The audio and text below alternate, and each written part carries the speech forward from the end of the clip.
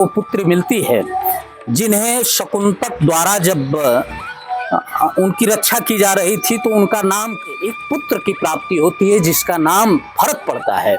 उन्हीं भरत के नाम पे हमारे देश का नाम भारतवर्ष पड़ा। ऐसे चक्रवर्ती पुत्र के नाम पे हमारे देश का नाम पड़ा। तो ये उतना पौराणिक हारी बिचारी शकुंतला वापस इसी आश्रम पे आती हैं और कांडव ऋषि जी के संपर्क में पूजा पाठ सेवा सत्कार करती हैं। जब मैं छायाकार से चाहूंगा कि दिखा दें, वो एक स्थान आपको दिखाएगा देगा पूरा सोते की तरह उनके द्वारा, साथ ही साथ उनके वंशजों द्वारा किया गया है। ये उल्लेख मिलता है कई जगह पे और ये खूबसूरत स्थान मैं आइए अब आपको दर्शन कराना चाहूँगा। महर्षि कर्ण ऋषि जी रहे हैं, उसी स्थान परिवर्तन के क्रम में महर्षि कर्ण ऋषि का भी ये आश्रम रहा है और इसको महर्षि विश्वामित्र से जोड़ा जाता है, बताया जाता है। नमस्कार दोस्तों, अमृत कलश में आपका हार्दिक अभिनंदन है। हम आज आपको ले पहुंचे हैं कांडव ऋषि आश्रम पे, जो पड़ता है गाजीपुर मुख्यालय से लगभग 22 किलोमीटर की दूरी पे स्थित करंडा ग्राम में। करंडा मुख्यालय भी है और करंडा ब्लॉक भी है, करंडा थाना भी है।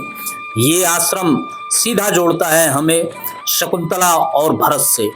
भरत वो प्रतापी राजा जिनके नाम पे हमारे देश का नाम भारतवर्ष पड़ा और यहीं दुष्यंत जी से शकुंतला जी का विवाह होता है और इसी आश्रम पे शकुंतला और भरत जी निवास करते हैं और भरत जी सिंहों के साथ खेला करते थे। तो आइए चलते हैं, दिखाते हैं। मित्रों, मैं बता रहा था कांडव ऋषि के नाम पे ही इस जगह का नाम करंडा पड़ा और कांडव ऋषि आश्रम के बारे में तमाम बातें प्रचलित हैं। बताया जाता है कि कांडव ऋषि एक आश्रम सोनभद्र के कैमूर पर्वतमालाओं पे भी स्थित है। साथ ही साथ एक बादा जनपद में भी बताया जाता है कि कांडव ऋषि जी का आश्रम है। और उसी तरह से चूंकि संत महात्माओं का देश रहा है, संत महात्मा निरंतर स्थान परिवर्तन करते रहे हैं अपने सुविधा अनुसार। जब भी उनको लगा कि किस स्थान पे हमें तपस्या में सरलता और सहजता मिलेगी, और चूंकि एकांत वास में निवास किया करते थे संत और महात्मा, उसी क्रम में ये लोग निरंतर कहीं ना कहीं इधर उधर आते जाते रहे हैं। जैसे मैं बात करूं परशुराम मुनि जी की, महर्षि परशुराम जी भगवान विष्णु के छठे अवतार माने जाते हैं। उनके भी जन्मस्थली के बारे में किंवदंतियां हैं, कई कहानियां हैं। बताया जाता है कि गाजीपुर में परशुराम जी की जन्मस्थली हरपुर भी माना जाता है, बलिया में माना जाता है, साथ ही साथ बांदा जनपद में भी उनका आश्रम माना जाता है। तो ये मान्यताएं हैं कि जो भी संत और महात्मा हुए हैं निरंतर स्थान को परिवर्तन करते रहे हैं। उसी स्थान परिवर्तन के क्रम में महर्षि कर्ण ऋषि का भी ये आश्रम रहा है और इसको महर्षि विश्वामित्र को बताया जाता है कि जब तपस्या के चरम पे थे तो उनकी तपस्या को भंग करने के लिए देवताओं द्वारा एक पुत्र रचित एक अप्सरा को भेजा जाता है जिसका नाम मेनका थी। मेनका अप्सरा को भेजा जाता है उनकी तपस्या को भंग करने के लिए। जब मेनका अप्सरा आती है उनकी तपस्या को भंग, मेनका और विश्वामित्र से एक पुत्री का जन्म होता है। मेनका जी जब मेनका को पुत्री प्राप्त होती है तो पुत्री को जंगल में छोड़ करके चली जाती हैं। तो उस पुत्री की देख रेख जो कर रहे थे शकुंतक कर रहे थे। शकुंतक का मतलब कि पशु और पक्षी। जब कांडव ऋषि, ये मैं जो स्थान दिखाई दे रहा है आपको, ये बड़े ऊंचाइयों पे करंडा का सबसे ऊंचा स्थान है। और साइड में मैं दिखाना चाहूँगा, जूम करके मैं छायाकार से चाहूँगा कि दिखा दें, वो एक स्थान आपको दिखाई देगा पूरा सोते की तरह। जब बाढ़ आती है तो यहाँ से गंगा जी की धारा निकलती है और बुजुर्गों द्वारा ये बताया जाता है कि काफ़ी पहले गंगा जी का यहीं से प्रवाह हुआ करता था और ये वही जंगल हुआ करता था जिस जंगल में मान्यताओं के हिसाब से कांडव ऋषि को वो पुत्री मिलती है जिन्हें शकुंतक द्वारा जब उनकी रक्षा की जा रही थी तो उनका नाम कांडव ऋषि द्वारा शकुंतला रख दिया जाता है। और शकुंतला राजा दुष्यंत आखेट पे आती है जिसका नाम भरत पड़ता है। उन्हीं भरत के नाम पे हमारे देश का नाम भारतवर्ष पड़ा।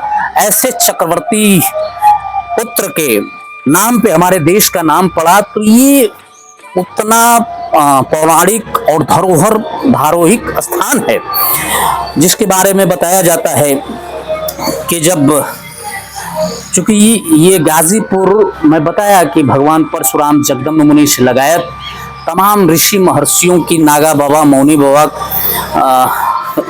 तमाम संत पैदा हुए। उन्हीं क्रम में ये वो स्थान है जो पौराणिक कथाओं से मुझे जोड़ता है और बड़ा खूबसूरत स्थान है। सबसे पहले मैं दिखाना चाहूँगा यहाँ बजरंगबली की मूर्ति स्थापित है। बड़ा खूबसूरत मनोरम स्थान है।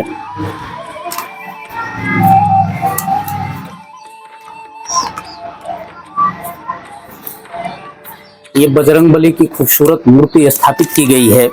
जैसा कि मैं बता रहा था कि कांडव ऋषि जी का आश्रम सोनभद्र जिले के कांडकोर में कैमूर पर्वतमालाएं जो हैं उस पे भी कांडव ऋषि का एक आश्रम बताया जाता है। और बताया जाता है कि कांडव ऋषि ऋग्वेद के 8वें मंडल के अधिकांश मंत्रों का उच्चारण उनके द्वारा साथ ही साथ उनके वंशजों द्वारा किया गया है। ये उल्लेख मिलता है कई जगह पे।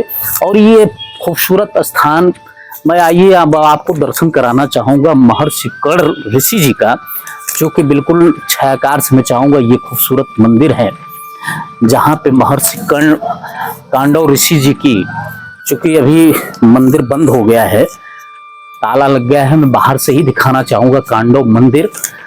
और कांडव ऋषि की वो खूबसूरत प्रतिमा हमारे बीच में मौजूद है।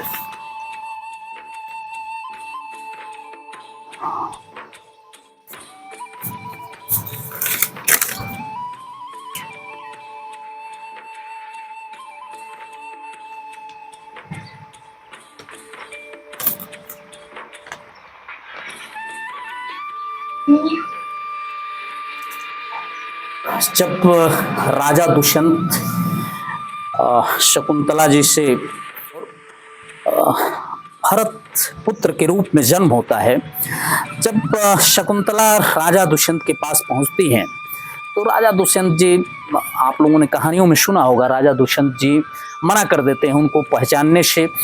थकी हारी बिचारी शकुंतला वापस इसी आश्रम पे आती हैं और कांडव ऋषि जी के संपर्क में पूजा पाठ सेवा सत्कार करती हैं। जब राजा दुष्यंत जी उनको एक मुद्रिका भेंट किए थे, जो बताए थे कि जब कभी रानी शकुंतला जी मेरी मुलाकात आपसे होगी तो इस जब मुद्रिका को आप दिखाएंगी तो मुझे याद आ जाएगा, क्योंकि चक्रवर्ती राजा हुआ करते थे। और वो मुद्रिका भूलवश शकुंतला जी से स्नान करते वक्त नदी में गिर जाती है। वो कहानियाँ प्रचलित हैं कि नदी में गिरती एक मछली उसे घोंट लेती है। मछली का शिकार एक मछुआरा करता है। मछुआरा जब उस मछली को काटता है उसके पेट से वो अंगूठी निकलती है। अंगूठी जब बाजार में बेचने के लिए जाता है तो वहाँ के सैनिक उसे गिरफ्तार कर लेते हैं, राजा के सामने पेश करते हैं और कहते हैं कि राजा आपकी राज की धरोहर अंगूठी इससे मिली है, कहीं ना कहीं ये चोरी किया है। जब राजा उस अंगूठी को देखते हैं तो वो सारे यादें उनको आती हैं कि हमने शकुंतला के साथ बड़ा दुर्व्यवहार किया। मैं इधर आपको दिखाना चाहूँगा, एक चित्रण किया गया है, चित्रित किया गया है महर्षि कर्ण आश्रम में शकुंतला अपने सखियों के साथ। बगल में दिखाया गया है शकुंतला का पुत्र भरत सिंहों के साथ खेलते हुए। इधर राजा दुष्यंत का महर्षि कर्ण आश्रम में पहुंचना। जब सारी बातें याद आती हैं तो महर्षि कांडव ऋषि के आश्रम में दुष्यंत जी पहुंचते हैं और वो कहानियाँ तमाम प्रचलित हैं। और ऐसा प्रतापी पुत्र जो सिंहों से खेला करता था। और जब दुष्यंत जी उस बालक को देखते हैं सिंहों से खेलते हुए, तो उनको विश्वास हो जाता है कि कहीं ना कहीं ये मेरे पुत्र ही हैं, और शकुंतला को अपने राज वापस ले जाते हैं। ये यही कहानियाँ हैं, और ये बड़ी ऊंचाइयों पे बसा हुआ कर्ण ऋषि आश्रम है, जो कि बड़े प्राचीनतम समय से है। मैं दिखाना चाहूँगा, इधर एक यहाँ पे खूबसूरत आश्रम बना दिया गया है। यहाँ पे संत अडिगा दास जी महाराज रहते हैं, और ये पूरा करंडा का ताल क्षेत्र माना जाता है। जूम करके मैं दिखाना चाहूँगा, यहाँ से लगभग 3 से 4 किलोमीटर की दूरी पे गंगा जी निकलती हैं, जो कि उत्तर वाहिनी गंगा जी कहा जाता है। और ये करंडा का क्षेत्र जो रहा है, ऋषि महर्षियों का क्षेत्र रहा है। चूँकि उत्तर वाहिनी गंगा वास्तव में गाजीपुर में भी है, और गाजीपुर में समय समय पे ऋषि महर्षियों का आना जाना लगा रहा है, क्योंकि जो भी संत और महात्मा हुए एकांतवास की तलाश में जाते हैं, और खासकर जहाँ उत्तरमुखी गंगा होती हैं वहाँ पे तपस्या और स्नान करना उनके लिए काफ़ी फलदायक माना जाता है। इसी क्रम में गाजीपुर के इस करंडा क्षेत्र में, क्योंकि कांडव ऋषि के नाम पे ही इस क्षेत्र का नाम करंडा पड़ा था, ऋषि महर्षियों का निरंतर आना जाना लगा रहा है। तो ये गाजीपुर के करंडा की खूबसूरत धरोहर रही है, और बड़ा प्राचीनतम और खूबसूरत मनोरम स्थान है। मैं दिखाना चाहूँगा, बहुत प्राचीन ये पीपल का वृक्ष है। ये संभवतः उसी जमाने का वृक्ष है जिसके आयु का अनुमान लगा पाना बड़ा मुश्किल है।